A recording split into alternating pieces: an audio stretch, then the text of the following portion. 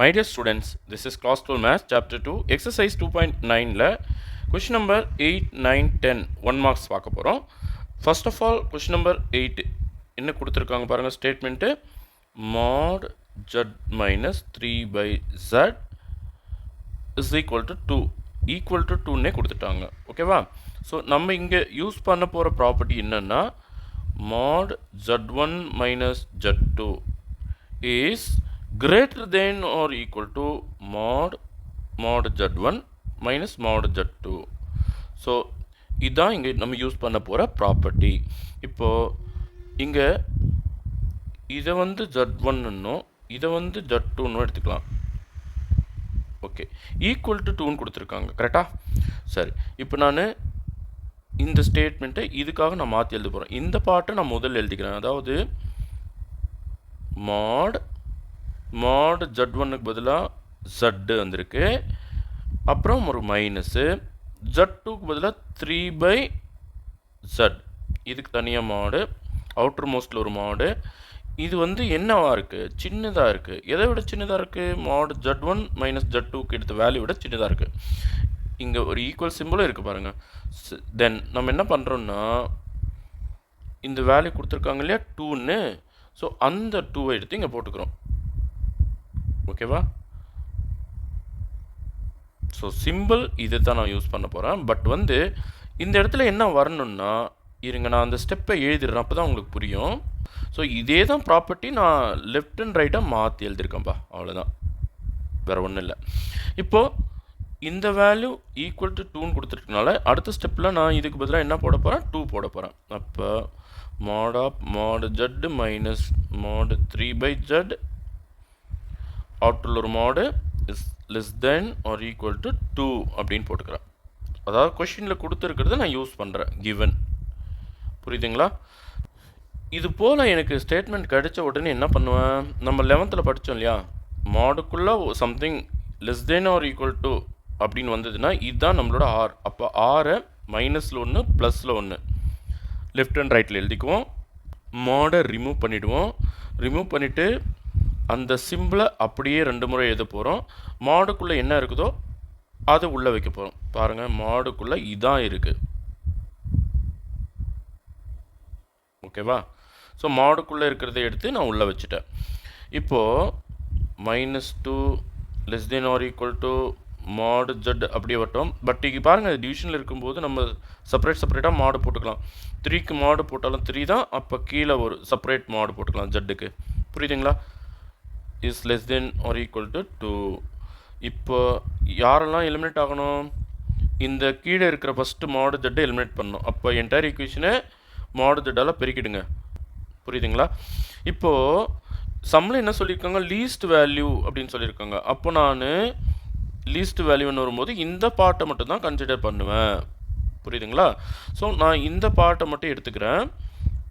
அது என்னன்னா -2z, அதாவது -2 mod z less than or equal to mod z square -3.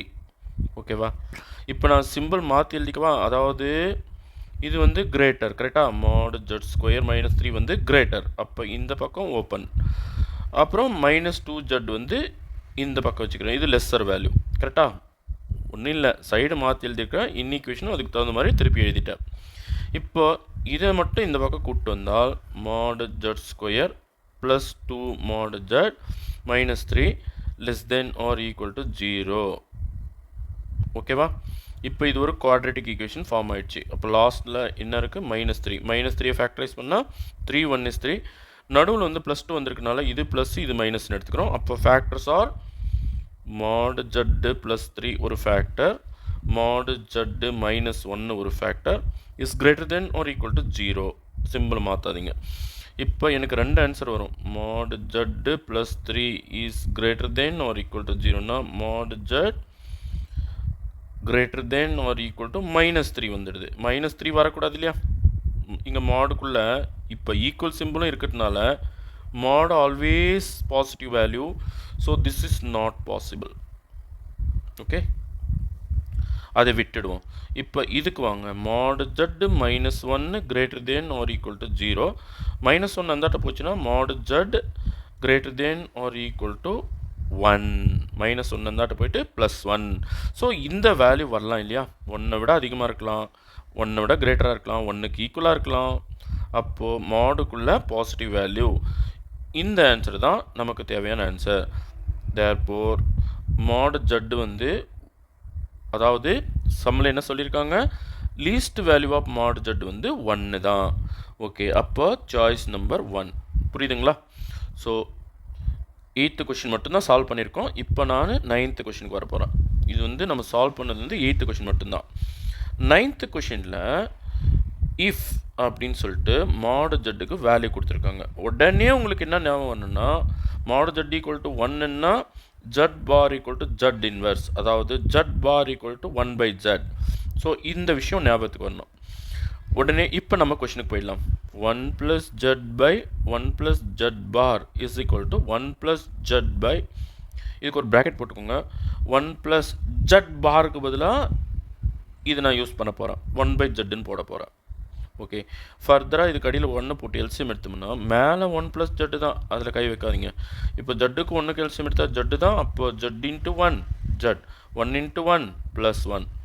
இப்போ மேலே இருக்கிற 1 + z அப்படியே வச்சுக்கோங்க, இதை ரெசிப்ரோக்கலாக்கி மல்டிப்ளை பண்ணுங்கள். அப்போ ஜட்டு மேலே போயிரு, z + 1 கீழே வந்துடும். இது ரெண்டும் சேம் ஃபேக்டர், கட் பண்ணிக்கலாம். அப்போ ஜட்டு தான் இதுக்கான ஆன்சர். பாருங்கள், சாய்ஸ் நம்பர் 1ல் தான் இருக்குது. ஓகே, அடுத்து 10th கொஷினுக்கு போயிடலாம். கொஷின் நம்பர் 10ல் சொல்யூஷன் ஆஃப் த ஈக்குவேஷன் என்னான்னு கேட்டிருக்காங்க. சரி, நான் அந்த ஈக்குவேஷன் எடுத்து எழுதிக்கிறேன்பா. mod z minus z equal to 1 + 2i. Okay, இதான் கொஷின் கொடுத்துருக்குறது. பட் நல்லா கவனிங்க, நான் ஜட்டுக்கு பதிலாக x + iy எடுத்துக்கிறேன். ஓகேவா? Then mod x + iy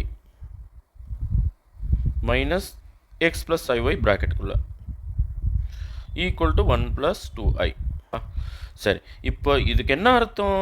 √(x² + y²) இதானே அர்த்தம்.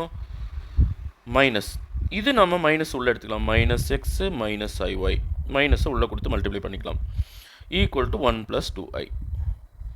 ஓகே, அப்போது இவங்க ரெண்டு பேரும் சேர்ந்தது தான் ரியல் பார்ட். இந்த பக்கம் இங்கே ரியல் பார்ட் வந்து 1 தான், இங்கே இமேஜினரி பார்ட் வந்து y, இங்கே இமேஜினரி பார்ட் வந்து 2. So real part and imaginary பார்ட்டை ஈக்குவேட் பண்ணிடலாமா? அதாவது √(x² + y² - x = 1. ரியல் பார்ட்டை ஈக்குவேட் பண்ணிட்டோம். அப்புறம் இமேஜினரி பார்ட்டு பாருங்கள், -y = 2. அப்போ y = -2. பட் எக்ஸோட வேல்யூ எனக்கு வேணும், கரெக்டாக? சரி, இப்போ இந்த -x அந்த பக்கம் அனுப்பிடுறேன். அப்போ √(x² + y² = 1 + x. ரெண்டு பக்கமும் ஸ்கொயர் பண்ணுறேன். அப்போ x² + y² இதுக்கு ஸ்கொயர் பண்ணால் இதுக்கு ஸ்கொயர் பண்ணால் இதுக்கு ஸ்கொயர் பண்ணோம் இல்லையா? அப்போ இதுக்கு ஸ்கொயர் பண்ணால் 1² + x² + 2abக்கு பதிலாக 2 × x × 1 வரும். போட்டால் போடலாம், போடாட்டி பரவாயில்ல. இப்போ ரெண்டு பக்கம் x² கேன்சல் பண்ணிக்கலாம். y-னுடைய வேல்யூ -2, அதை கொடுத்து அதுக்கு ஸ்கொயர் பண்ணிக்கலாம். Equal to 1 + 2x. -2க்கு ஸ்கொயர் பண்ணால் 4, இந்த 1 இந்த பக்கம் கொண்டு வந்துட்டோம்னா -1 equal to 2x. Then 4 - 1 3 equal to 2x. x தான் எனக்கு வேணும், அப்போ 3/2, x = 3/2.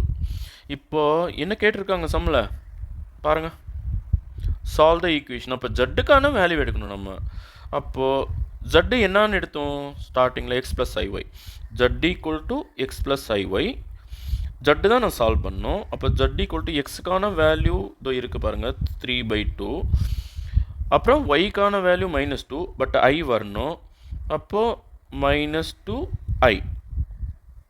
ஓகே, ஸோ இந்த வேல்யூ எங்கே கொடுத்துருக்காங்க பாருங்கள், 3/2 -2i. ஸோ இதுக்கும் ஆன்சர் ஆப்ஷன் 1 தான். Okay, thank you students.